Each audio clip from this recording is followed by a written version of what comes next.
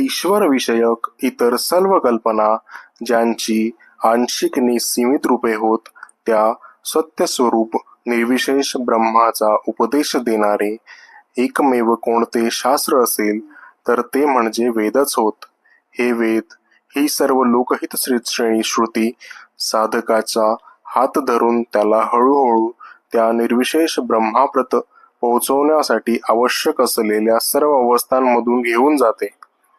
इतर सर्व धर्म म्हणजे ह्याच विविध अवस्थांपैकी गती खुंटलेली आणि गोठलेली एक अवस्था होय.